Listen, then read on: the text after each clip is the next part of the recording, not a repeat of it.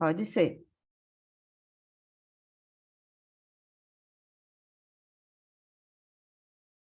Beleza.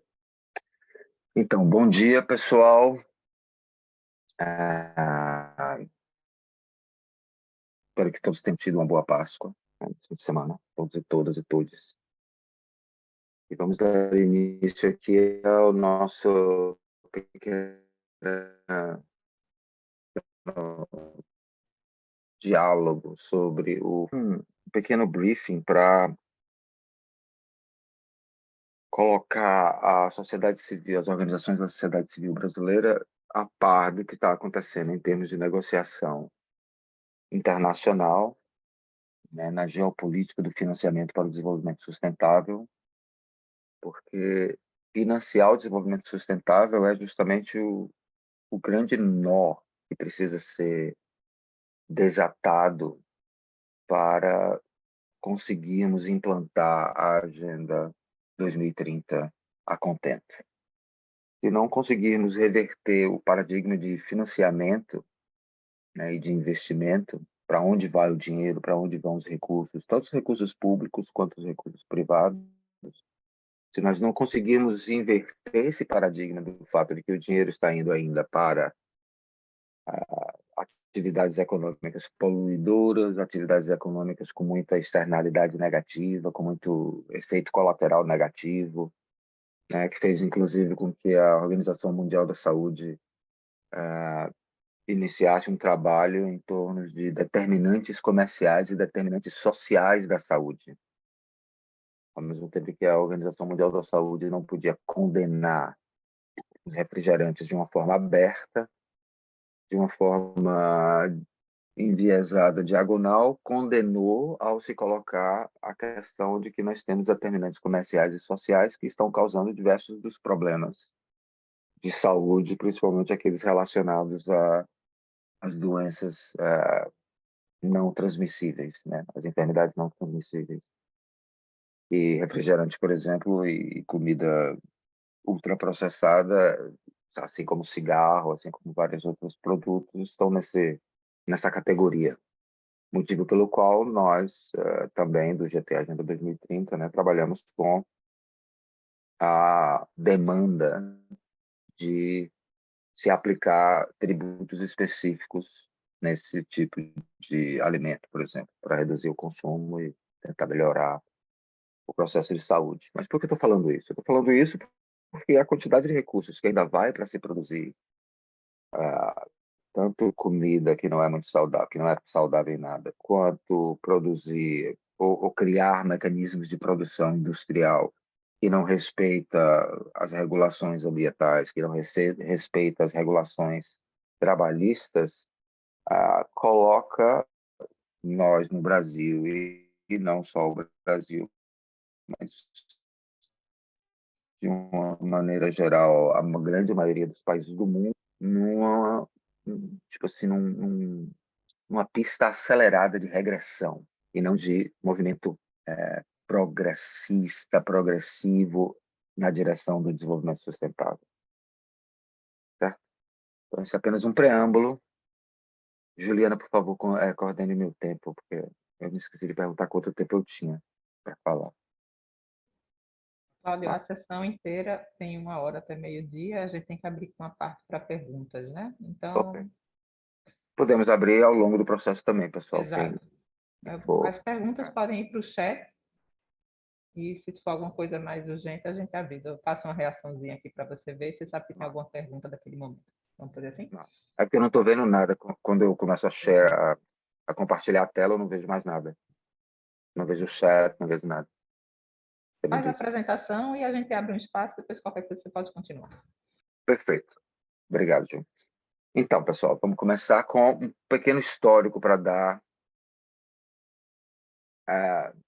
o contexto, né, do que significa esse Fórum de Financiamento para o Desenvolvimento sob os auspícios, né, sob a organização das Organizações das Nações Unidas.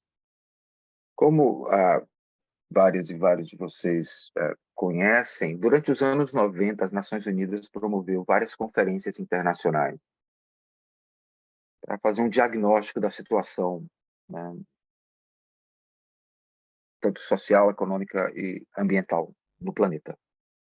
Tivemos a Conferência de Beijing, dedicada às mulheres, tivemos a Conferência de Cairo, dedicada à população e desenvolvimento, né? Foram várias conferências durante os anos 90.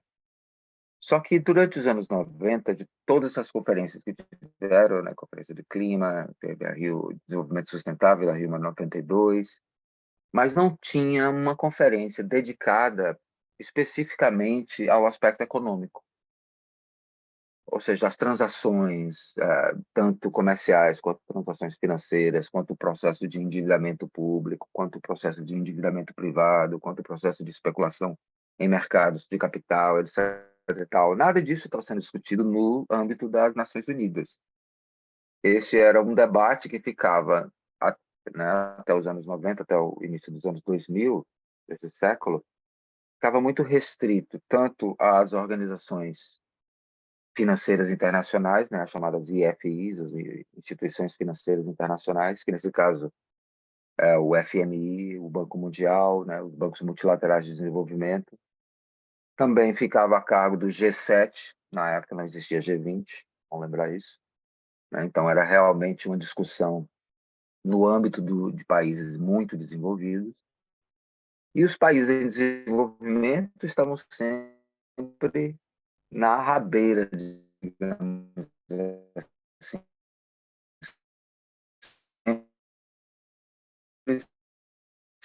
sendo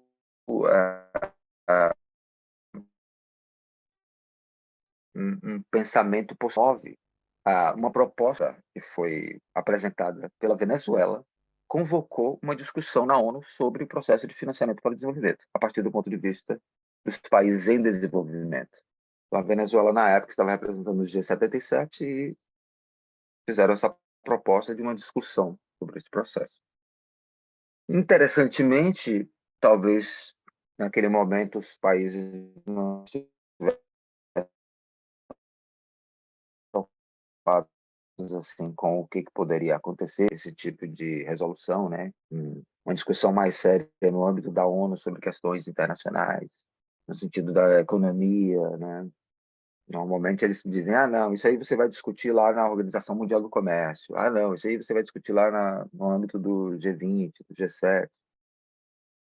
E, neste momento, quando estava ocorrendo isso em 1999, meio que passou por debaixo do radar e os países desenvolvidos aceitaram a convocação de uma conferência internacional sobre financiamento para o desenvolvimento, o que foi uma surpresa.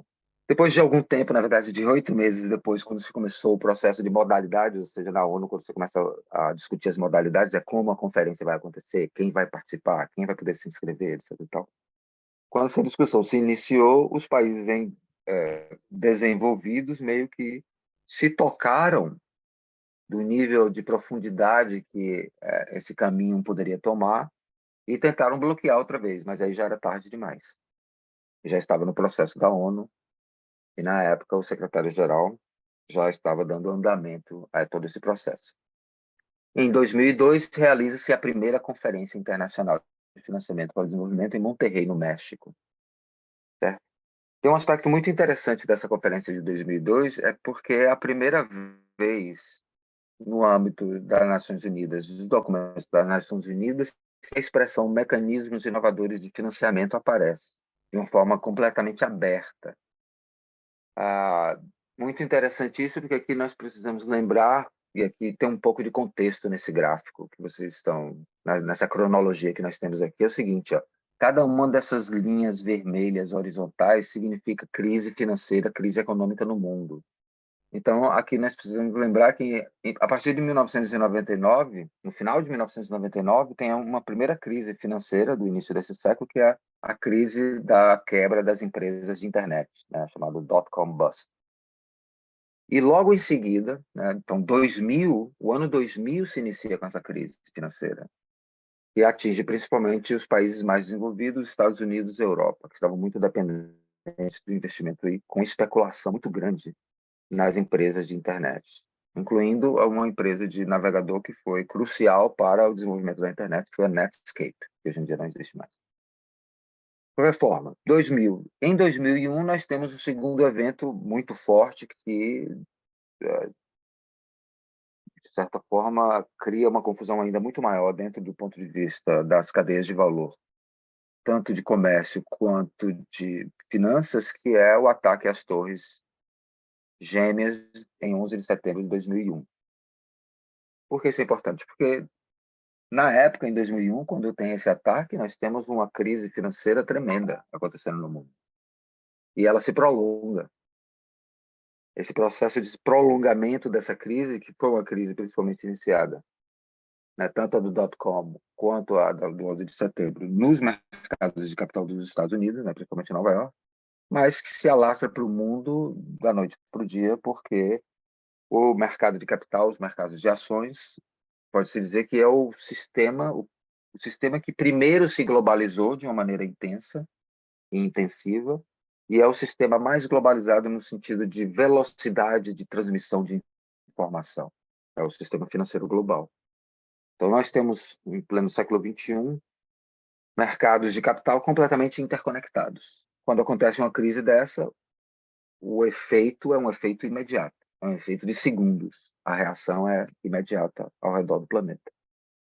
Então, sob essa crise, sob o fantasma dessa crise, tanto do dot-com que se inicia em 99 para 2000 e depois o ataque às torres em 2001, cria uma situação muito instável, né, do ponto de vista do financiamento para o desenvolvimento. E é sobre esse impacto que se realiza a Conferência de Monterrey, que naquela época realmente as pessoas estavam muito confusas, sem ter uma direção voltada para o futuro e, por causa, talvez, do ataque às torres, havia um certo nível de solidariedade internacional ocorrendo em Monterrey.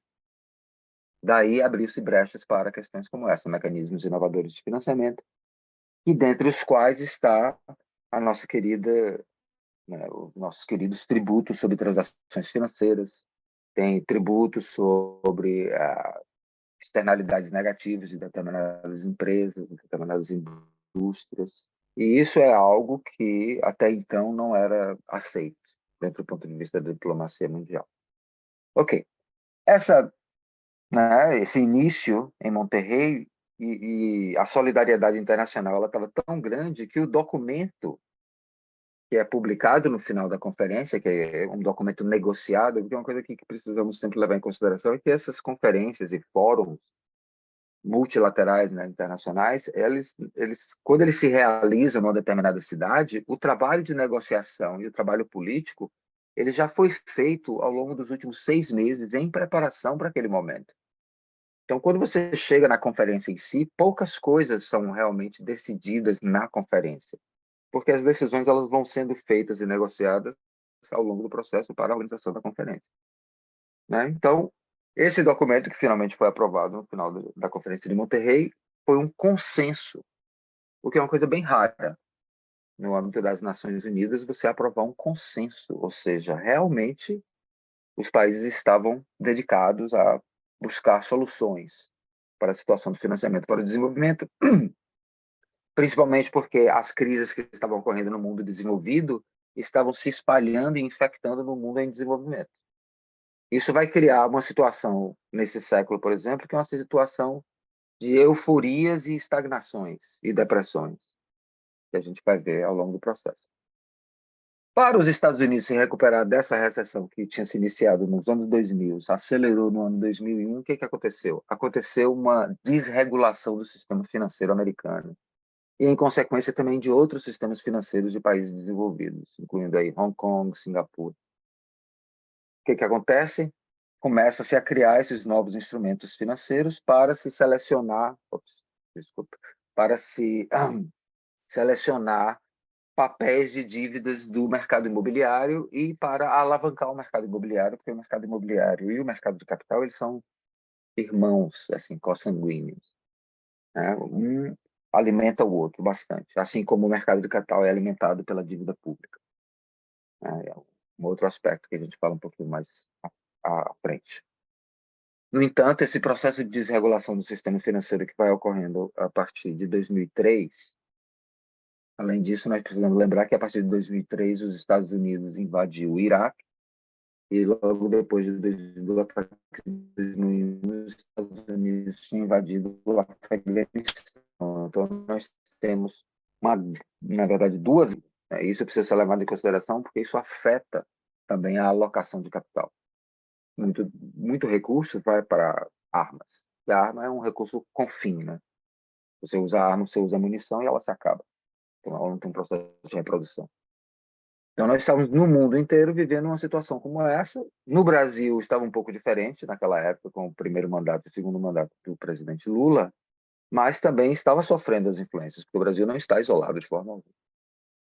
Então, em Doha, 2008, sob o impacto também da crise financeira de 2007 e 2008, os países já não estão mais tão solidários assim, e apenas reafirmam o consenso de Monterrey através de uma declaração relativamente simples, sem muito compromisso. E é uma coisa muito repetitiva em relação a Monterrey, mas já começa a perder o impacto maior, o impacto político daquela solidariedade internacional que foi inaugurada em Monterrey. O tempo passa, 2008, o mundo, e aqui é essa outra linha vermelha, a partir de 2008, o mundo entra numa grande recessão.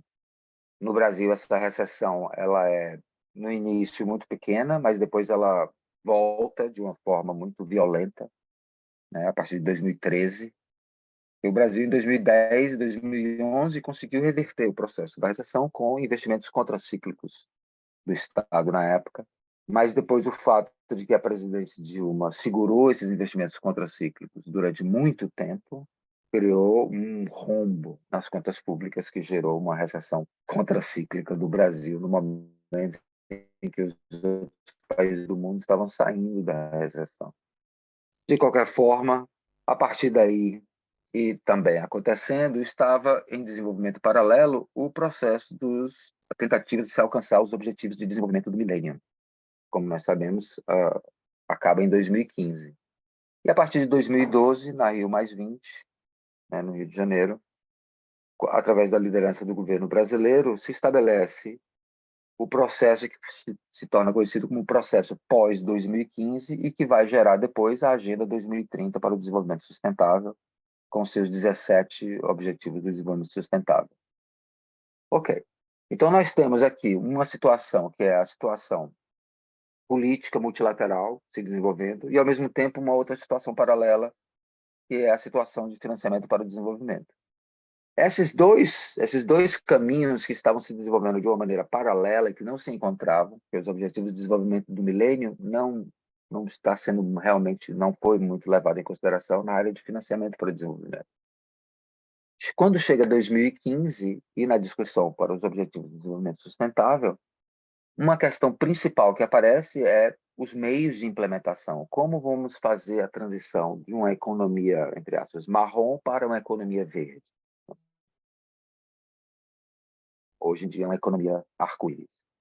Então, se convoca a terceira Conferência Internacional do Financiamento para o Desenvolvimento, que ocorre em Addis Abeba, com 4 mesas de negociação anteriores em Nova York. E a partir de Addis Abeba é que se define as maneiras ou os meios de implementação e vai orientar também aquilo que vai compor o financiamento para o desenvolvimento, certo? Então, a princípio, financiamento era algo não discutido por países em desenvolvimento, no âmbito multilateral. Então, esse é o aspecto inédito e isso é o aspecto importante desse caminho de financiamento para o desenvolvimento, porque começa a dar voz aos países não desenvolvidos dentro da discussão da alocação de capital. Foi uma introdução um pouco longa, mas espero que vocês não consigam clicar em nada. Eu vejo aqui o chat tem 2 coisas. Mas vamos continuar. Então, o que acontece em Addis Abeba? E vamos agora partir para o nosso fórum, né? O que acontece em Addis Abeba que é muito interessante foi a convocação dessa agência, uma interagência força-tarefa, que é coordenada pelo Escritório de Financiamento para o Desenvolvimento do DESA, que é o Departamento de Economia e Questões Sociais da ONU, certo? e que é um relatório de monitoramento da situação econômica e financeira de todos os países do mundo e também de diversas instituições financeiras mundiais. Certo? Isso é um relatório extremamente importante, é feito por mais de 60, né? A informação, os dados, vêm de mais de 60 instituições relacionadas com a ONU, que inclui aí Banco Mundial, FMI, PNUD, UNCTAD, UN Mulher, UNFPA, né? Todas as agências da ONU que imaginar, agência de drogas e crimes, né? Para a questão de ilicitudes, né? De transferências ilícitas de capital e tudo mais. Então, são várias agências que produzem durante o ano muita informação, e isso é sintetizado dentro desse relatório pelo Escritório de Financiamento para o Desenvolvimento. Este ano colocaram uma borboleta, porque a borboleta representa a metamorfose do financiamento de uma área, né, que é a área poluidora, a área destruidora, para a área verde. Durante a apresentação do relatório, sem querer ser muito crica, mas eu chamei a atenção que o interessante da borboleta é que, apesar dela representar a metamorfose, ela só vive por um dia. Então, é um sonho muito curto da borboleta. Tipo, mas ficou assim mesmo. Temos uma borboleta aí para fazer a metamorfose do financiamento para o desenvolvimento sustentável. Um aspecto interessante é o seguinte: o escritório de financiamento para o desenvolvimento ele só se transforma em escritório de financiamento para o desenvolvimento sustentável, assim como esse relatório de financiamento para o desenvolvimento sustentável, a partir de 2018. Levou 3 anos para a palavra sustentável entrar em financiamento para o desenvolvimento. De qualquer forma, esse relatório é um relatório extremamente importante porque digamos assim, ele não maqueia a realidade, né? Não tem palavras fáceis no relatório, porque é muito baseado em dados, e a questão financeira e econômica tem muitos dados. Claro que a narrativa ela é enviesada em vários aspectos, eu vou dizer por quê, mas o diagnóstico geral é muito realista. Inclusive, de todos os relatórios que eu leio são produzidos pela ONU, produzidos por escritórios da ONU, é o relatório mais duro, digamos assim, em relação aos países. Realmente mostra os problemas, fala dos problemas políticos, fala das questões do recrudescimento do fascismo no mundo, não com essa palavra completamente, mas com, sabe, autoritarismos, perda de liberdades, questões de gênero, questões raciais, tudo isso está envolvido no relatório, porque vem de várias agências, o que é muito interessante. Então, o que é que nós temos de diagnóstico para esse ano? Que, na verdade, né, desde a pandemia, temos uma situação muito complexa acontecendo, principalmente por causa dos problemas que ocorreram com as cadeias de valor, né, de distribuição de produtos, a guerra da Ucrânia, posteriormente, né, fechamento de fronteiras, cada vez mais uma disputa política de protecionismo, agora uma disputa militar muito forte, né, de preâmbulo militar muito forte que está ocorrendo com a China. Então, tudo isso são condições que está deixando o mundo cada vez mais em perigo. E as pessoas também cada vez mais em estado de certo nível de vulnerabilidade. Como nós vamos mostrar depois no relatório Luz, daqui a 2, 3 meses, né? O aumento da pobreza no Brasil, o aumento da fome, e tudo isso está relacionado dentro de todos esses processos, não só nacionais, mas também processos internacionais, né? Então, o diagnóstico do relatório nos mostra o quê? Nos mostra uma redução, uma regressão no financiamento da sustentabilidade. Então, no ano passado, houve uma queda de recursos que deveriam ir para o desenvolvimento sustentável e acabou indo para o desenvolvimento marrom. Parte disso também é uma quantidade enorme de capital que está indo para o aparato e para a economia de guerra. Precisamos prestar atenção a isso. Uma outra questão é o investimento insuficiente em soluções energéticas. Ainda é muito insuficiente, ainda não temos de maneira alguma uma forma de competir as soluções energéticas sustentáveis e renováveis com as soluções energéticas poluidoras. Então, o Brasil, por causa de problemas de seca, e tem uma matriz energética muito baseada em energia hidráulica, né, gerada pelos rios. Se você tem problema de seca e os rios não têm vazão suficiente, nós temos uma situação séria na matriz energética brasileira. E não temos uma aceleração de substituição dessa matriz energética a contento.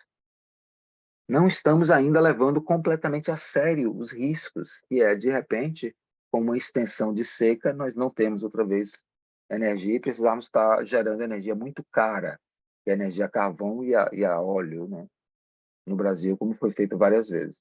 Então, já temos a energia cara e a população brasileira já subsidia a energia que é utilizada pela indústria brasileira, né? Então, isso é uma situação cada vez mais de concentração de riqueza, concentração de condições.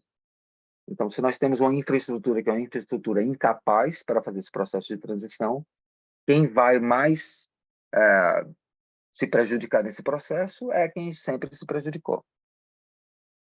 Isso o relatório chama atenção, não especificamente sobre o Brasil, mas chama atenção de uma maneira geral.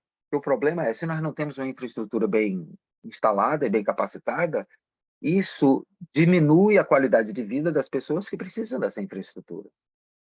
Passar 3 horas num trânsito para ir ao trabalho, como eu estava lendo agora um artigo sobre o Rio de Janeiro. Uma pessoa que mora na Baixada Fluminense passa 3 horas no trânsito para chegar no trabalho. Pois são 6 horas da vida daquela pessoa, que são, né, 6 horas de produtividade que não existem. Estão ali, travadas. Então, isso é um problema sério na questão de transição de matriz energética, e matriz energética aqui também funciona para a questão de mobilidade, né? Então, nós temos também, dentro desse diagnóstico, o quadro não é legal, gente. Adiantando, apesar das cores serem bonitinhas. Mas é um aumento de risco sistêmico. Nós estamos criando uma situação, de certa maneira, não nós, mas as instituições públicas internacionais, estão criando condições para novas crises. Na verdade, teve ontem um webinário em que eu fiz a moderação, em que uma das coisas que eu falei foi: desde há 40 anos, eu só escuto essa palavra, crise. Eu acho que a gente nunca saiu de crise, né? Será que existe alguma vida normal fora da crise? Mas, ao mesmo tempo, as instituições internacionais parece que têm um prazer especial em criar condições para essas crises. Por que eu estou dizendo isso? Porque nós temos agora uma situação de dívida soberana que está completamente fora de controle, principalmente depois da pandemia. Nós temos países, dívidas soberanas são dívidas públicas de países, principalmente dívidas externas. Então, nós temos em torno de 66 países em estado de vulnerabilidade extrema, o que chama de estresse de dívida. Grande maioria na Ásia, na África, alguns países asiáticos e também na América Latina. Por outro lado, no Brasil, nós não temos essa situação, porque nós temos reservas e a nossa dívida pública é uma dívida pública interna, feita na moeda brasileira. No entanto, nós temos uma pressão no Brasil que acaba estrangulando o investimento público, porque as pessoas acham que a dívida interna brasileira precisa ser superavitária. A imprensa fala isso o tempo inteiro, e isso domina o noticiário, e isso está colocando uma pressão enorme no novo governo. E o novo governo, infelizmente, está aceitando esse tipo de narrativa falaciosa e errada, inclusive dentro do ponto de vista da economia. O Brasil agora não deveria estar se preocupando em superávit fiscal, primário, nada disso. Isso é uma baboseira geral, que, na verdade, só está impedindo o país de entrar num caminho para o desenvolvimento sustentável de uma maneira mais consistente. Então, isso é uma forma de conduzir narrativas que gera ignorância generalizada. Isso que está acontecendo no Brasil em relação à dívida pública. Mas, então, esse é também um problema de risco sistêmico, porque quando você tem um país como o Brasil, que está focando no lado errado para o seu desenvolvimento, nós vamos criar crise, nós vamos prolongar a nossa crise. E é isso que está acontecendo. A alocação de capital público e a alocação de capital privado no Brasil é de uma extrema ineficiência. Não ineficiência por causa que o Estado é ineficiente, é ineficiência por causa que o sistema privado, o setor privado brasileiro é extremamente ineficiente. E isso é um ponto interessante que nós vamos tratar, inclusive no fórum, que é destruir um pouco esse mito de que o sistema privado é eficiente. Estou aqui na Califórnia e eu vejo o nível de ineficiência desse grande sistema. Só que é monopolizado. Quando é monopolizado, mesmo que a empresa faça besteira, ela não perde dinheiro, porque é um monopólio. Então, de certa forma, o que aconteceu além disso? O afrouxamento na regulação dos bancos, graças ao presidente que deve estar na cadeia em algum momento no futuro, o senhor Trump. Espero que sim, esteja na cadeia no futuro, porque tem mais de 300 processos contra ele, isso é só o início. Mas ele também, além de tudo, ele afrouxou completamente a regulação dos bancos, que foi criada por Obama depois da crise financeira de 2007 e 2008. E isso criou o nível de vulnerabilidade que nós estamos assistindo agora. Na verdade, eu não sei se vocês estão sabendo, mas 2 semanas atrás, vários bancos americanos quebraram. Bancos de médio porte. E quando eu digo bancos de médio porte, são bancos que têm, no mínimo, 250 milhões de dólares em depósito. Certo? Então, bancos de médio porte, principalmente bancos diretamente relacionados com a ecologia e a cadeia de produção de startups digitais. Então, aqui na região do Vale do Silício, por exemplo, só no ano passado, 220 mil pessoas foram demitidas. Certo? E este ano, agora, mais em torno de 56 mil pessoas foram demitidas nessa área da economia digital. Agora, com a quebra dos bancos, isso vai criar uma situação muito forte nessa área de inovação, que, na verdade, não está se inovando tanto assim mais. E uma terceira situação que o relatório chama atenção é essa atividade chamada shadow banking, ou atividades bancárias na sombra. Por que na sombra? Porque são feitas por instituições que não são bancos. Ou, digamos, uma determinada empresa tem uma quantidade enorme de recursos e uma outra empresa pode ligar: "Ei, aí eu estou precisando de dinheiro, você pode me emprestar tal recurso para eu cobrir o meu caixa, etc. e tal." E inicia-se então uma transação entre instituições não bancárias, mas que começa a gerar vulnerabilidade, porque a partir do momento em que eu peço 500 milhões emprestados e eu não consigo pagar aqueles 500 milhões, o efeito bola de neve pode ser muito rápido. Certo. E aí nós temos um outro aspecto dentro disso, que são os fluxos ilícitos de capital. Evasão e elisão fiscal forte, principalmente feito por empresas multinacionais. Nós temos uma insuficiência tributária, do ponto de vista tributação nacional e tributação internacional, porque nós temos uma economia globalizada, mas os tributos no mundo são todos nacionais, não são internacionais. E nós temos uma economia digital ainda completamente desregulada, como se fosse uma coisa meio bárbara, meio fora de controle. Então, qual é a situação em termos de recursos, né? Estamos aqui falando principalmente de meios de implementação e recursos. Em 2015, quando nós estávamos fazendo a negociação para a terceira conferência em Addis Abeba, o Banco Mundial publicou esse paper, certo? Chamado de bilhões para trilhões, transformando financiamento para o desenvolvimento. Certo? Seria uma maneira de você encontrar recursos para financiar a agenda de desenvolvimento sustentável, que naquele momento, enquanto estava em discussão, as pessoas estavam pensando em torno de mais 3 a 5 trilhões de dólares por ano para se fazer a transição para o desenvolvimento sustentável. 2015, ok? Isso é a situação atual. Então, em 2015, era para se transformar nós precisávamos de 3 a 5 trilhões por ano, certo? O conjunto de todos os recursos dos bancos multilaterais de desenvolvimento, incluindo o Banco Mundial, o Banco Interamericano de Desenvolvimento, o Banco Asiático, o Banco Africano, cá está, 509 bilhões. Nós estamos em 2023. Então, não chegamos ainda nos trilhões, depois de 8 anos. Certo? E, ao mesmo tempo, percebe-se o seguinte: a técnica de se transformar os bilhões nos trilhões não era conseguir recursos novos através de mecanismos inovadores de financiamento, como os tributos sobre transações financeiras, tributos sobre combustível de navio, por exemplo, que está fazendo todo o transporte, etc. E tal. Não. A ideia é pegar os recursos públicos e começar a investir no setor privado para conseguir multiplicar isso. E também aumentar o processo de endividamento privado, especular com recursos. Então, o que nós temos? Nós temos um grande problema, que é um problema de hegemonia na narrativa.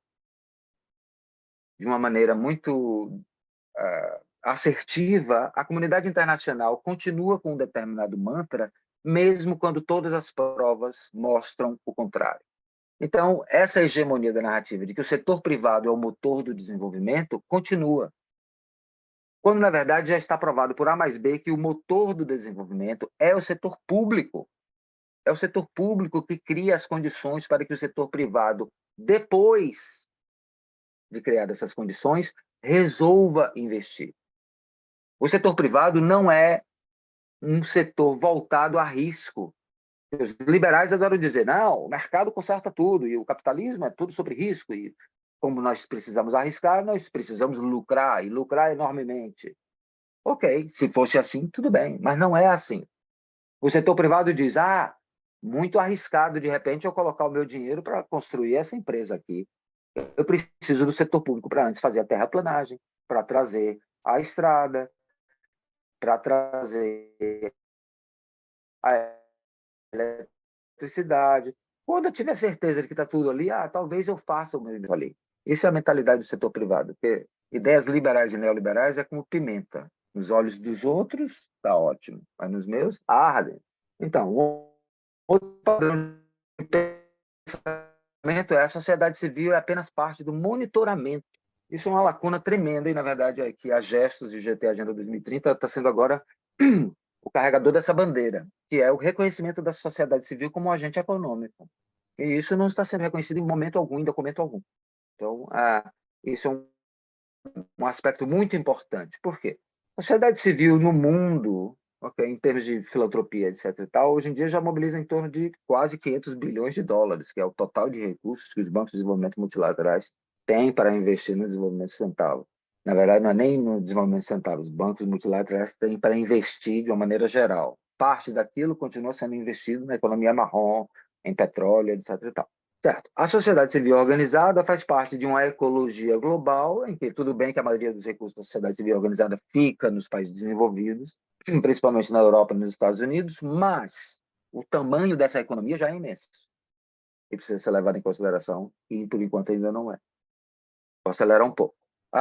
Terceiro ponto é a arquitetura de integração financeira nacional e as PPPs, parcerias público-privadas. O que são essas duas coisas, INFF e PPP? A comunidade internacional continua acreditando que o recurso público deveria ser melhor utilizado para garantir e retirar riscos para o setor privado, para que o setor privado possa investir na infraestrutura necessária nesses países, já que esses países não têm mais como fazer esse investimento de uma forma pública, porque os seus governos foram, né, diminuídos de uma maneira extrema, com toda a hegemonia narrativa do Estado mínimo que vem reinando pelos últimos 30 anos no mundo com a ladainha neoliberal. O que acontece? Nós temos uma situação em que os estados não conseguem mais investir e tampouco tem dinheiro para contratar empresas para investir. E agora, o dinheiro que era para ser voltado para o desenvolvimento dos países a partir de filantropia, a partir de ajuda internacional para o desenvolvimento, etc. e tal, parte desse recurso está indo para o setor privado para garantir o seu desenvolvimento, enquanto setor privado. Os custos, mais uma vez, públicos, os lucros, mais uma vez, e maiores, privados. Isso é uma ignomínia completa. Mas, por incrível que pareça, vai sendo defendido. E o quarto ponto, que para mim é extremamente importante, é a visão acrítica da tecnologia digital e os seus acessos desregulados.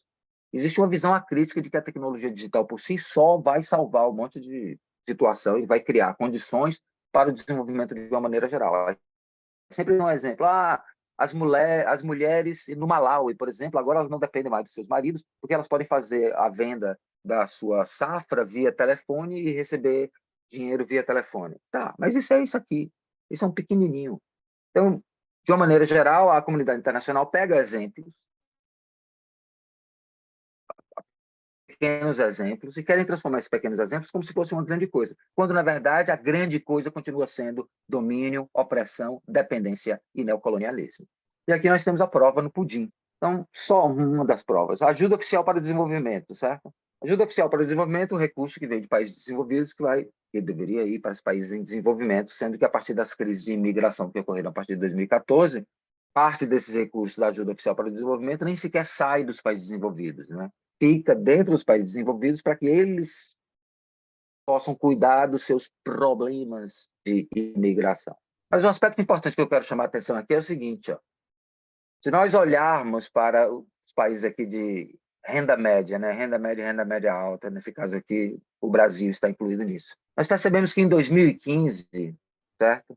2015, depois 2019, 2021, nós temos uma redução de recursos indo para a sociedade civil, que é aqui, ó, NGOs e Civil Society, que é o laranja, certo? O laranja de baixo.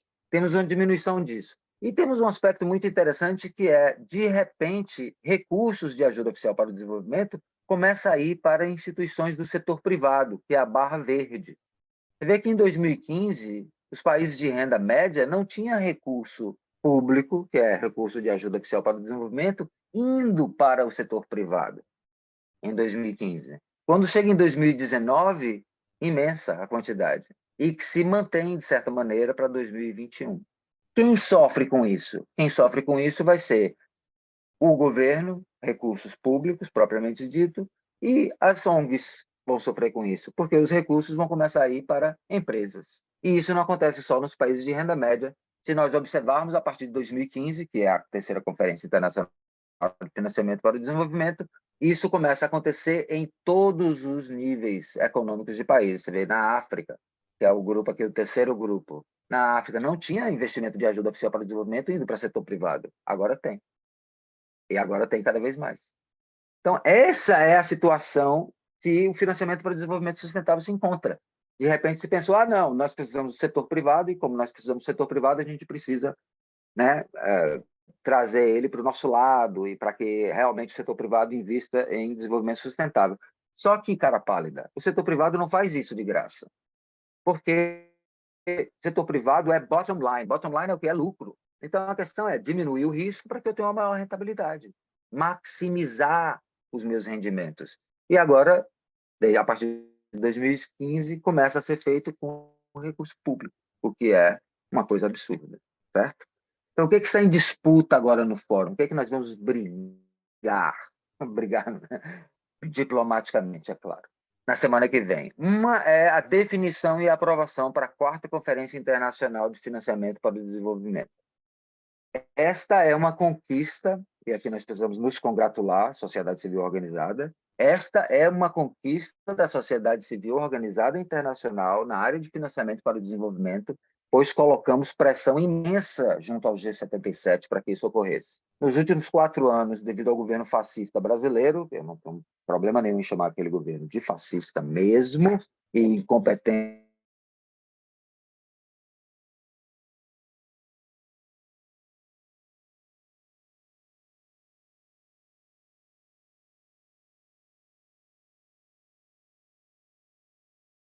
nós temos todo uma plataforma de negociação. E é nessa plataforma de negociação que nós precisamos trabalhar para as nossas demandas serem aprovadas.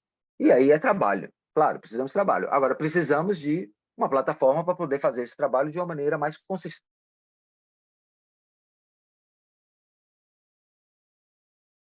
Gente, é só. Cláudio, a tua conexão acho que está instável. Desculpa te interromper. Tudo bem. Mas está cortando muito mesmo. O som? Não sei se você está em algum lugar que possa melhorar, enfim. Não, eu estou aqui na internet. Estou vendo aqui, ó. Só aproveitando, a gente ficou falando o tempo. Isso, já estou acabando, Ju. Eu estava olhando. Melhorou agora? Deixa eu cortar o meu vídeo. Esse aqui não precisava estar. Obrigado. Tentar outra vez. Então, o que está em disputa, né? Primeiro é isso, a Conferência Internacional. Inclusive, no ano passado, quando nós tivemos o primeiro diálogo Brasil-Europa, que foi organizado, né, pela Gestos, GT Agenda 2030, uma ideia surgiu que era, inclusive, a possibilidade do Brasil sediar essa quarta Conferência Internacional. E nós estamos trabalhando para isso. Vai ser um pouco de advocacy nesse sentido. O que faria muito bem para o Brasil, dentro do ponto de vista da comunidade internacional, porque, coincidentemente, ou não é coincidência, na verdade, é uma questão de contexto histórico, o Brasil vai ser o presidente dos 20 em 2024. E a Conferência Internacional de Financiamento para o Desenvolvimento está prevista para 2025. Então, é uma possibilidade muito importante, uma janela de oportunidade muito interessante agora para o Brasil voltar de uma forma muito forte nessa arena mundial. Certo? Então, outra coisa, precisamos definir as modalidades e o cronograma para uma outra grande vitória que a sociedade civil internacional teve no ano passado, claro, com a ajuda principalmente do G77, mas que é a adoção de uma convenção tributária internacional. O que significa? Significa que, numa economia globalizada, nós precisamos de tributos globalizados. E nós não temos tributos globalizados, nós temos tributos nacionais. Então, uma convenção tributária internacional, determinados níveis mínimos de alíquotas, como, por exemplo, foi proposto pelos Estados Unidos, pela Janet Yellen. Eu adoro a Janet Yellen, a atual secretária do Tesouro americana. Ela foi a presidente do Fed durante a grande crise de 2007, 2008, e a equipe dela criou uma coisa fantástica, que muita gente não gosta, mas que definitivamente segurou uma crise muito maior, que foi o quantitative easing, essa maneira de você injetar recurso na economia e retirar ao mesmo tempo, né? Fazer uma reciclagem de moeda.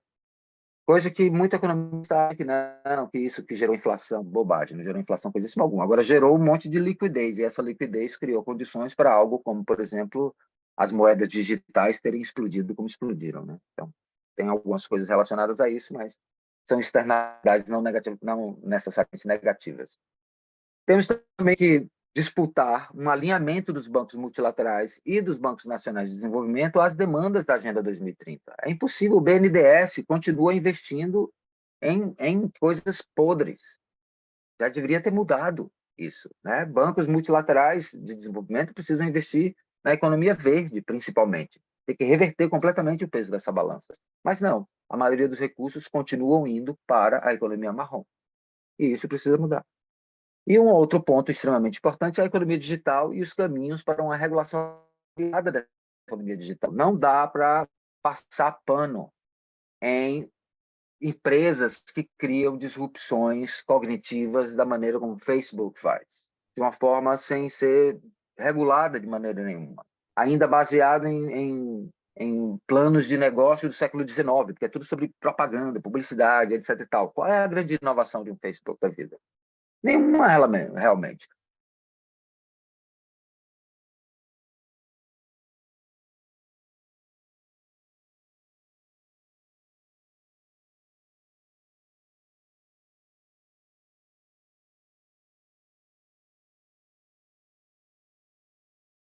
De um motorista no Brasil é 30%. E o motorista ou a motorista no Brasil precisa botar o carro, a gasolina, o óleo, o pneu, a manutenção, etc. E a empresa, porque fez um algoritmo e fez um aplicativo, come 30%. Isso precisa ser melhor regulado, não pode ser assim, sabe? Então, isso pode gerar, e na verdade está gerando cada vez mais, possibilidade de riscos sistêmicos, coisas muito negativas. Então, o que é que nós precisamos? Nós precisamos disputar na narrativa, dentro de vários outros campos, mas principalmente a narrativa, que as narrativas são a expressão da hegemonia. Então, aqui um exemplo é o seguinte, ó, quando o neoliberal diz o Estado mínimo, o Estado é incompetente, certo? O Estado mínimo gerou o Estado incapaz. O Estado hoje em dia é incapaz, não consegue mais cumprir com as suas obrigações constitucionais. O que ocorreu no Brasil, por exemplo, em 2013, com as manifestações, apesar de que depois foram instrumentalizadas pelo fascismo, mas aquelas manifestações especificamente foi um momento em que a sociedade brasileira estava percebendo que o Estado mínimo estava tinha gerado um Estado incapaz de cumprir com as suas responsabilidades constitucionais, mínimo de serviços, de qualidade, etc. E tal. Então, aquela frustração depois foi instrumentalizada, mas gerou a frustração foi outra coisa, certo? Então, o que aconteceu nisso? O Estado mínimo, que virou um Estado incapaz, passou a ficar dependente de empresas, e que são empresas incompetentes. Por que são empresas incompetentes? Porque não conseguem gerar seu próprio recurso. Dependem de recurso público, de cobrança de pedágio, de parcerias público-privadas que retiram dinheiro público e transferem para o setor privado, para se manter. Isso não é competência, isso é incompetência privada. Então, essa é a disputa de narrativa. Quando diz o setor privado é extremamente eficiente, não é. O setor privado é extremamente ineficiente. Agora, como é monopolizado, pode gastar a rodo e ainda tem garantias públicas para segurar quando está em crise. Só observar o problema da Sadia, por exemplo. Olha para a Sadia. Sadia é uma empresa enorme. E outras empresas brasileiras que são garantidas pelo Estado. Senão já deveriam ter desaparecido há muito tempo. Odebrecht. As pessoas criticam, a Operação Lava Jato prejudicou as empresas brasileiras. Não, as empresas brasileiras se auto-prejudicaram. É isso que precisa ser levado em consideração. Não importa que a Odebrecht tenha 200 mil empregados, mas se é uma empresa corrupta, ela não deveria nem sequer existir. Porque não é esse tipo de prática que vai levar ao desenvolvimento sustentável. Não é ter um departamento de corrupção que vai levar ao desenvolvimento sustentável. Não é assim. Nós precisamos ter ética, nós precisamos ter um compasso público, privado e um compasso internacional para que as coisas sejam feitas em boa fé.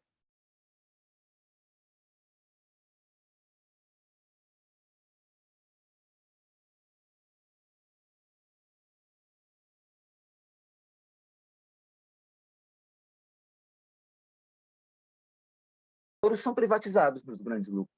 E é isso que acontece.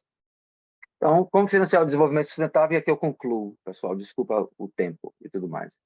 Mas uma é mudar o paradigma de financiamento através dos instrumentos de mercado para o desenvolvimento sustentável. Ou seja, por que só existem dívidas públicas e dívidas sendo geradas por setores privados para coisas que são poluentes, para coisas que geram externalidades negativas? Nós precisamos criar maneiras de também nos financiar. Um exemplo prático sobre isso foi o que foi criado para o MST no ano passado, através da intervenção do Eduardo Moreira, que criou títulos de dívida privada para o MST poder alavancar sua produção.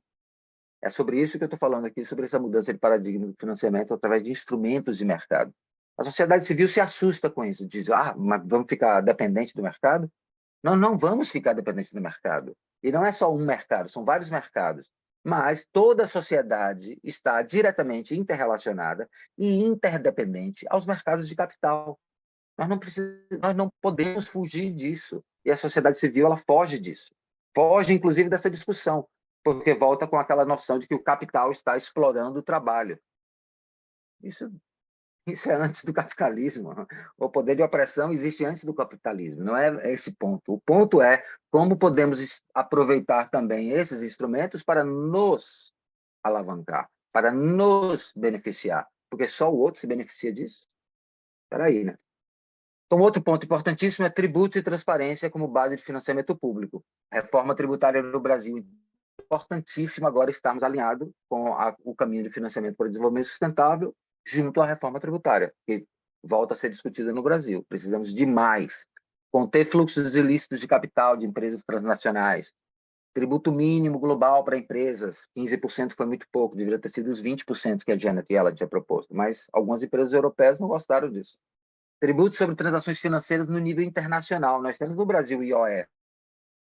Só que o IOF no Brasil ele tem afetado cada vez mais pessoas que têm dívida de cartão de crédito, cheque especial, compra seguro de carro, seguro de vida, etc.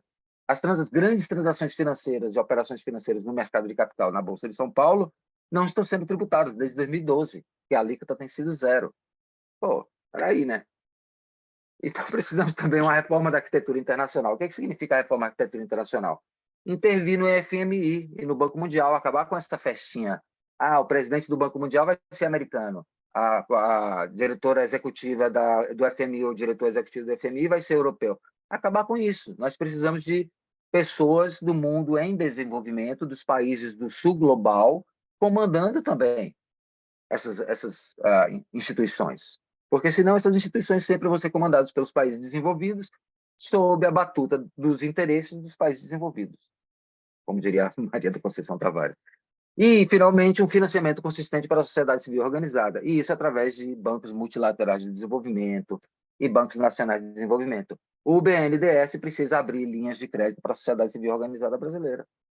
Porque aqui um detalhe é o seguinte, o Brasil quer entrar para a OCDE, se candidatou para entrar para a OCDE. A partir do momento que o Brasil entra para a OCDE, o Brasil sai da lista de receptor, passa a ser doador e a sociedade civil brasileira vai ficar sem caminhos de financiamento. Isso é algo que eu estou chamando de atenção há um tempo. Um dos motivos pelo qual eu sou pessoalmente contrário à entrada do Brasil à OECD e acho que institucionalmente também, mas a gente não discutiu isso profundamente na gestos. Mas isso é um dos grandes riscos que vai ocorrer. Desculpa o tempo, desculpa a demora, mas é porque é muito assunto. Mas eu estou aberto para perguntas e discussões e debates. E eu não pude ver o chat, porque por algum motivo a tela... Ok. Ok, Cláudio, obrigada. Na verdade, a gente teve até poucos comentários no chat, as pessoas mais se solidarizando com o fato de que a situação está difícil. Se alguém tiver alguma pergunta, pessoal, é só colocar no chat, né? no bate-papo que tem ao lado. Liliane perguntou se a gravação vai ser colocada no YouTube do GT Agenda. Sim, vai ser. Todos os nossos eventos, a não ser que a gente avise algum evento mais restrito, de estratégia, eles são colocados posteriormente no canal do YouTube do GT Agenda 2030. Para quem não tiver, Germana coloca aqui no chat em breve. E também é só colocar no Google, né, YouTube GT Agenda 2030 e você vai chegar lá, bem facinho. Cláudio, então a gente vai ter esse o FFD daqui a pouco, né? Você já mostrou como é que está o panorama, ele é desafiador, mas ele sempre foi. Talvez agora esteja um pouco menos, tentando ser otimista, no que eu sou, pelo fato da gente ter um governo que não está jogando contra, feito o outro estava. Então, acho que a gente agora, como sociedade civil, tem mais oportunidades de diálogo, né? Mas você mencionou aí de algumas dificuldades. Você tem alguma expectativa de algo que a gente consiga alcançar ainda nesse, ou fica tudo ainda mais jogando para a gente ir aprofundando discussão? Essa é uma pergunta que eu teria para fazer para você. Vamos ver se chega mais alguma, porque senão a gente já está no nosso horário. E só lembrando que Cláudio fez a apresentação de como é que está o estado da arte, como é que está a situação das coisas, mas a gente vai ter uma sessão depois em que ele vai reportar como é que efetivamente foi a discussão. O Daltro levantou a mão para fazer uma pergunta. Pode fazer, Daltro, e aí o Cláudio responde e a gente chega para o encerramento se ninguém mais se manifestar. Pode falar. Seguindo na sua linha, que o Cláudio pudesse, eu sei que não sei se terá condições, Cláudio, como é que nós chegamos enquanto Brasil e o conjunto da sociedade civil internacional, sabendo que esse termo sociedade civil internacional tem seus limites, né? Mas como é que nós chegamos nessa lógica? Ou seja, concordo, você traz questões muito interessantes, algumas que você retoma de discussões anteriores e que são pautas e agendas possíveis, mas é uma agenda muito endurecida, né? Então, como é que a gente consegue chegar? O que nós já temos de articulação, de cenários de intervenção que consigam alavancar resultados positivos, um pouco em cima disso. Câmbio. Obrigado, Dalton, pela pergunta. Obrigado, Ju, também. Primeiro, começar com Juliana. Juliana, as perspectivas são bastante positivas, por incrível que pareça, porque como a Assembleia Geral, no ano passado, aprovou a conferência, né, a realização da quarta conferência, e colocou para que o fórum definisse as modalidades, etc. e tal, isso já é um passo promissor. E o fórum já está discutindo as modalidades. Então, isso é uma coisa que vai acontecer. A outra coisa também é a Convenção Internacional Tributária, que também foi dado o pontapé. Então, a questão institucional é, uma vez que é dado o pontapé, se o presidente do ECOSOC, né, na verdade agora o presidente do ECOSOC e o presidente da Assembleia Geral convocarem, fizerem um pedido, uma requisição, a coisa anda. E é nesse ponto que estamos. Então, desses dois aspectos institucionais, a perspectiva é muito positiva. Os outros aspectos são mais complicados. Uma reforma da cota do FMI, do Banco Mundial. Os Estados Unidos não querem ouvir falar dessa história. E então a gente vai precisar cada vez mais repetir isso e repetir os argumentos, né? O alinhamento dos bancos nacionais e internacionais e multilaterais de desenvolvimento com a Agenda 2030. Muita conversa, pouca ação. A gente precisa cobrar mais ação, né? A questão do BNDES, por exemplo, durante os 4 governos fascistas, não vou nem considerar. Mas agora, por exemplo, cobrar a ação do Mercadante, realmente de alinhar o BNDES de uma maneira mais aprofundada mesmo. Claro, não estamos aqui falando de qualquer nível de irresponsabilidade. Não, o BNDES não vai mais alocar recursos para Petrobras, não vai mais alocar... Não é disso que a gente está tratando, mas é começar a reduzir, realmente, para mudar a balança, porque o que a gente precisa o nível de investimento na economia marrom é tão alto que nós precisamos, pelo menos, equilibrar, né? Senão a gente não tem chance, enquanto humanidade no planeta, dessa forma. Em relação à pergunta do Daltro e também a outra pergunta, como nós podemos ajudar? Daltro e colegas, justamente esse é um pontapé inicial para nós tentarmos chegar nas mesmas páginas dos temas, compreendermos o que está em jogo e nos alinharmos e nos ajudarmos enquanto instituições para criar uma massa crítica quantitativa e qualitativa que dê respaldo à participação brasileira no âmbito internacional e no âmbito nacional. Então, duas coisas. No âmbito nacional, em qualquer discussão, seja ela municipal, estadual ou nacional, federal, trazer os temas de financiamento para o desenvolvimento sustentável. É um tema que deve ser discutido, inclusive, em associação de bairro.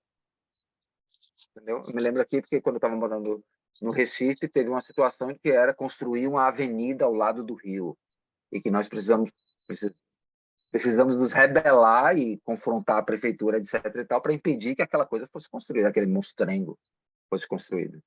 Então, é esse tipo de coisa, muito, né, baseado na questão da sustentabilidade, em primeiro lugar, e, ao mesmo tempo, trazendo, e aí que eu tenho que fazer uma homenagem especial à Alessandra Nilo, porque a sacação dela é incrível. A partir do momento em que você tem uma declaração internacional e você utiliza essa declaração internacional como um instrumento de advocacy local, você tem um respaldo.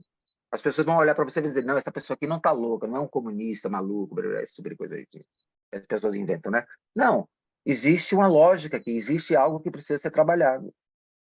Então, é utilizar esses instrumentos para o advocacy local e também, cada vez mais, se apropriar do conteúdo desses instrumentos para as atividades locais, regionais, estaduais, né, nacionais, e também para fazer a inserção internacional. Então, por exemplo, demais ter organizações da Amazônia. Por exemplo, da Amazônia Legal, você tem organizações da Amazônia Legal tratando sobre a questão do financiamento para o desenvolvimento sustentável. Por quê? Porque quando se fala de Amazônia no Brasil, as pessoas dizem, não, mas nós também não podemos deixar a floresta lá, nós precisamos desenvolver, a gente não vai deixar aquela coisa largada, e sempre aí, né? Nós precisamos desenvolver a Amazônia, certo? Tudo bem, precisamos desenvolver, mas não é desenvolver criando uma empresa enorme, uma indústria, ou explorando cada vez mais a bauxita que está no solo, ou de repente abrindo poços de petróleo, que já teve, eu me lembro que nos anos 80 tinha gente que queria abrir exploração de petróleo na Amazônia. Não, não é por aí. É através do financiamento do desenvolvimento sustentável, é através da utilização dos recursos que a própria Amazônia tem, é através do manejo, da administração desses recursos, é através da utilização da Amazônia como um patrimônio mundial que deve atrair bilhões e bilhões de dinheiro em turismo, em ecoturismo, em ecoindústria, etc. e tal. Então, essa é a maneira de trazer as resoluções internacionais para dentro e construir uma massa crítica interna para influenciar para fora. E, mais especificamente, dar aqui, informação para todas as pessoas, a maneira realmente de incidir na ONU, no processo de financiamento para o desenvolvimento, é através do chamado Mecanismo Global da Sociedade Civil Organizada para o FFD, do qual eu faço parte da parte de coordenação, etc. e tal, mas gostaria muito que cada vez mais organizações entrassem nesse mecanismo da sociedade civil para o FFD, mesmo que não sejam organizações que estejam totalmente seguras e apropriadas das questões financeiras e econômicas, mas é muito importante se apropriar cada vez mais, porque isso é o bottom line. E a questão financeira, a grana, tocou na grana, as pessoas, né, começam a gritar, ou começam a chorar, ou Cláudio? começam a sorrir, etc. e tal. Diga, Gil. É por causa da hora, Cláudia. Eu vou ter que lhe interromper, porque surgiram mais duas perguntas. Eu lhe dou o desafio de respondê-las em 2 minutinhos, para não segurar o pessoal. Depois vai convidar o pessoal também para a gente tirar uma foto, né? Fazer um print, na verdade. Deixa eu ver as perguntinhas, tá? Para você dizer. Você responde rapidinho, porque a gente já estourou nosso horário. Uma pessoa, cadê? Deixa eu voltar. Eu vejo a de Natália. Tem a da Natália, que aí é perguntando qual é a sua percepção a respeito das PPPs no setor de saneamento básico, executados por estatais e estaduais. E uma pessoa fez um comentário, a Liliane, sobre como a gente poderia ajudar a dar visibilidade a todo esse cenário que a gente se encontra. Mais fácil é da Natália. Só um ponto, o Denis perguntou se pode ter acesso à apresentação que você fez. Aí eu vou convidar a todas as pessoas que têm interesse que preencham a ficha a lista de presença, que é esse link que a Germana está colocando, porque aí a gente coleta os e-mails e manda por e-mail para quem participou, tá bem? Pronto, Cláudio, 2 minutinhos, e aí a gente encaminha, você já pode fazer seus comentários finais para a gente ir para o encerramento. Então, Natália, saneamento básico no Brasil. Quando nós, do GT Agenda 2030, fizemos o Seminário de Soluções Inovadoras, tinham 2 propostas feitas pela sociedade civil de saneamento básico para cidades de 25 mil habitantes e menores. Isso seria uma maneira de você descentralizar E é saneamento básico sustentável, não era só simplesmente criar fossas, etc. e tal, não, era reutilizar todo esse material para criar adubo. Fantástica, ideias fantásticas e que funcionam, que já estão instaladas em uma escala pequena. O que nós precisamos? Nós precisamos que algumas dessas PPPs atinja organizações como essa, uma organização social que tem uma tecnologia já comprovada, mas que precisa de alavancagem de capital, e assim poder participar nessas parcerias público-privadas. Porque uma coisa para chamar a atenção é organizações sociais são organizações privadas, com fins públicos. A pergunta que eu faço, então, é por que os estados, o estado aqui com E maiúsculo, né? Municípios, estados, país, etc., gostam tanto de fazer parcerias público-privadas com entes privadas que têm fins privados? Porque a infraestrutura pública ela deve ter fins públicos, não fins privados. Então, mudar um pouco essa lógica da PPP. Inclusive, a meta 17.17, certo? Dos meios de implementação, inclui a sociedade civil organizada. Ou seja, PPPs não seria apenas para o setor privado, mas acostumou-se a se fazer apenas para o setor privado, normalmente através de grandes consórcios de empreiteiras e que monopolizam o uso dos recursos de infraestrutura. E o que acontece? O Estado, o município, etc., acaba tendo uma dívida de 30 anos com essas empresas e acaba tendo aquele nível de leniência nesse processo de parceria. Porque, como nós sabemos, a fiscalização não é muito eficiente. E também, como nós sabemos, muitas vezes, quando a fiscalização é eficiente, o outro lado diz, libera aí, peraí, vamos dar um jeitinho, vamos tomar um café, vamos fazer isso, vamos fazer aquilo. Então, aqui ninguém é mais menino. A gente tem que falar as coisas de verdade. E assim é que acontece.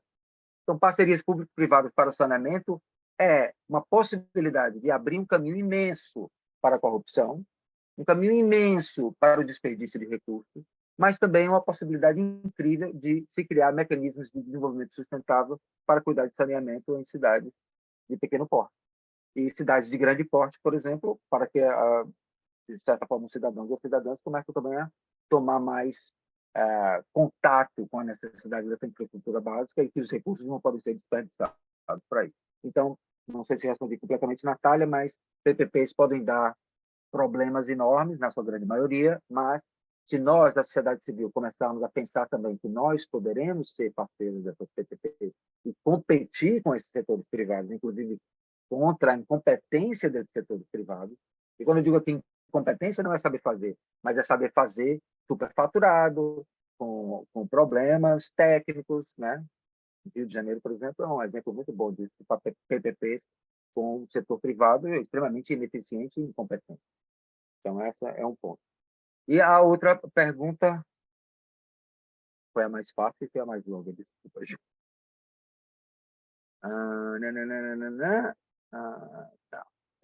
Tá, PPPs. Foi o do rapaz, eu me esqueci. Seria como é que as pessoas poderiam colaborar disseminando esse cenário, essa Então. agenda? Né?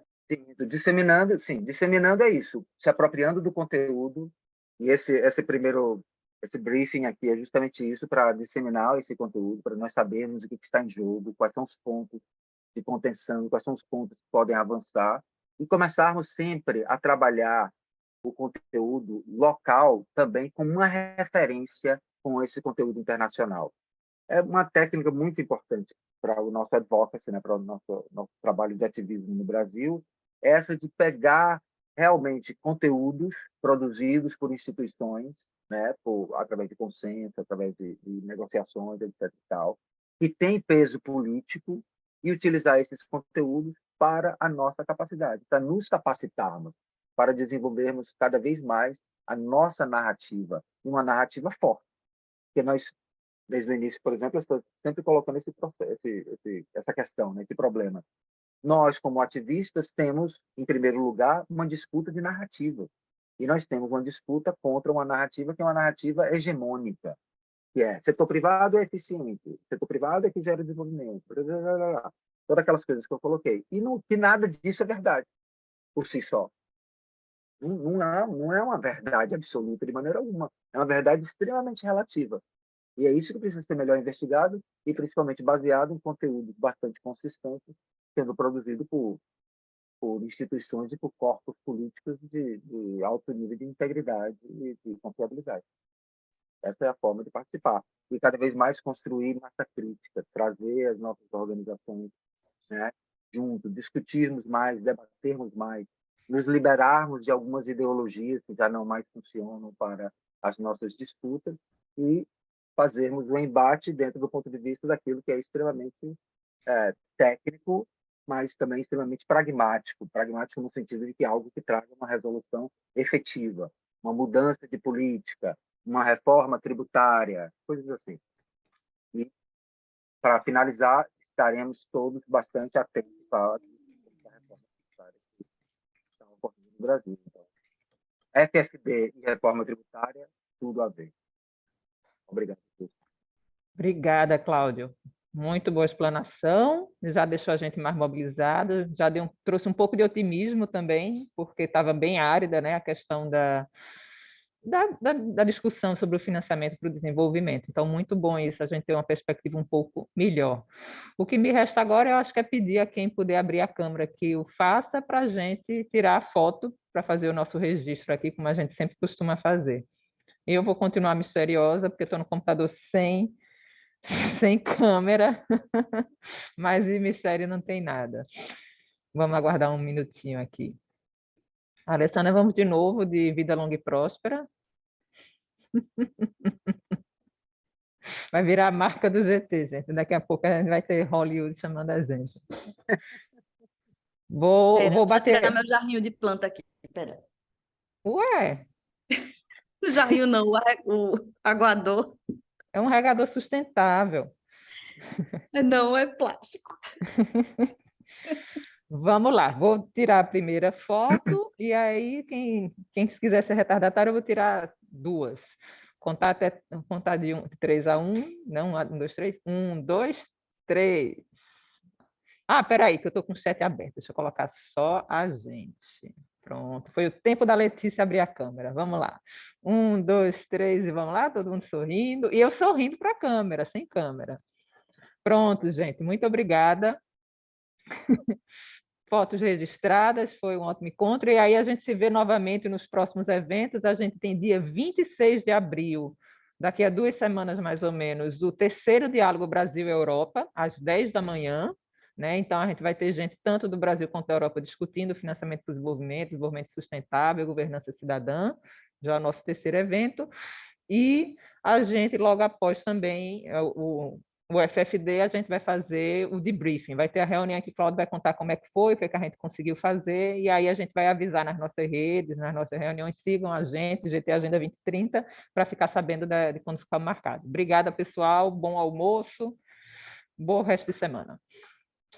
Só um detalhezinho, enquanto o pessoal está se despedindo, é só esse diálogo Brasil-Europa vai ser muito focado na questão de tributação. Inclusive, nós convidamos uma pessoa, um expert de Pernambuco, Luciana Graçano, vai tratar sobre a questão de tributação e gênero, que é um tema ainda não muito fácil de se entender e a gente vai tentar se aprofundar um pouco nisso. Gênero e outro, depois a gente vai desenvolver para a raça também. Ótimo, excelente. Vamos lá. Abraço, Obrigada, gente. Cláudio. Tchau, tchau. Sabe que eu sou tua Valeu, fã. Cláudio. Alessandra, não fica com ciúme, mas sabe que eu sou fã do Cláudio. Valeu.